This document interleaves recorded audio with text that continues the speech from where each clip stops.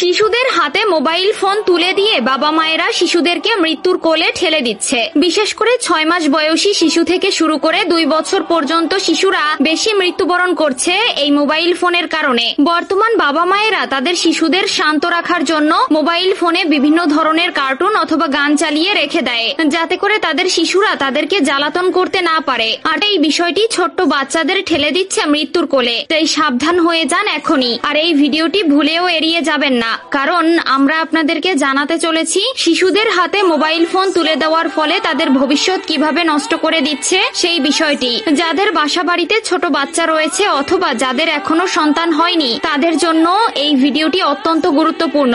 এক কথায় আপনার সন্তানকে বাঁচাতে হলে দেখতে হবে আজকের এই ভিডিওটি। আর ভিডিওটি শেয়ার করে দিতে ভুলবেন না, কারণ আপনার একটি শেয়ারে আরো অনেক ছোট সন্তান মৃত্যুর হাত থেকে রক্ষা পাবে। তো চলুন বেশি কথা না বলে শুরু করা যাক আজকের এই গুরুত্বপূর্ণ ভিডিও। প্রিয় দর্শক, বর্তমান আধুনিক যুগে সে 100 জনের মধ্যে 95 জনের কাছেই আছে স্মার্টফোন। আর এই স্মার্টফোন নষ্ট করে ফেলছে ছোট বাচ্চাদের ভবিষ্যৎ। সাধারণত ছোট বাচ্চারা 12 থেকে 16 মাসের ভেতরে কথা বলতে শুরু করে। তবে ছোট বাচ্চারা এই স্মার্টফোন দেখার কারণে তারা তাদের বাকশক্তি হারিয়ে ফেলছে। একটি জরিপে দেখা গেছে 18 থেকে 22 মাসের ভেতরে ছোট বাচ্চারা হ্যাঁ না এমন ছোট ছোট শব্দ বলতে শিখে যায়। আর 3 বছরের মধ্যে তারা 70% কথা বলতে শিখে। তবে এই স্মার্টফোন তাদের এই বাকশক্তি কেড়ে নিচ্ছে। অনেক বাবা মা নিজের অজান্তেই তাদের সন্তানদের জেদের বশবর্তী হয়ে তাদের হাতে স্মার্টফোন তুলে দেয়, যা তাদের ভবিষ্যৎকে নষ্ট করে দিচ্ছে।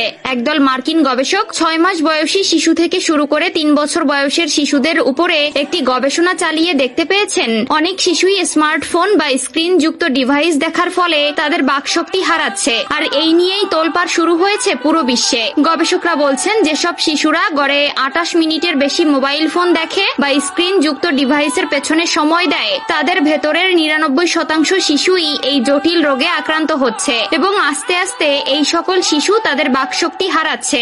অন্যদিকে চীনের শিশু গবেষণা কেন্দ্রগুলো একই কথা বলছে। আবার কানাডার টরেন্টো বিশ্ববিদ্যালয়ের শিশু বিশেষজ্ঞ বিজ্ঞানী ক্যাথলিন বার্কেন শিশুদের দেরিতে কথা বলার এই বিষয়টি নিয়ে গবেষণা করে একই তথ্য দিয়েছেন। তিনি বলছেন শিশুরা সাধারণত তাদের বাবা মা বা বড়দের অনুকরণেই কথা শুনেই কথা বলতে শিখে। যুক্তরাষ্ট্রের সান ফ্রান্সিস গবেষণা কেন্দ্র যে কথা উল্লেখ করছে তা শুনলে অনেক বাবা মায়ের মাথায় বাজ পড়বে। তারা বলছে 6 মাস থেকে 2 বছর বয়সী 894টি শিশুর উপর জরিপ চালিয়ে তারা দেখতে পেয়েছে যেসব শিশুরা গড়ে 28 মিনিট বা তার বেশি স্ক্রিন যুক্ত ডিভাইস দেখে তারা দেরিতে কথা বলা শিখছে। যে সকল শিশুরা সবসময় মোবাইল দেখে তারা সাধারণত বাইরে খেলাধুলা করতে চায় না। আর এর ফলে শিশুদের স্বাভাবিক বিকাশ ব্যাহত হচ্ছে এবং শিশুরা ব্রেইন ক্যান্সার সহ আরো 27টি নানান ধরনের রোগে আক্রান্ত হচ্ছে। শিশুদের এসব ঝুঁকি থেকে রক্ষা করতে আজই তাদের হাতে মোবাইল ফোন দেওয়া বন্ধ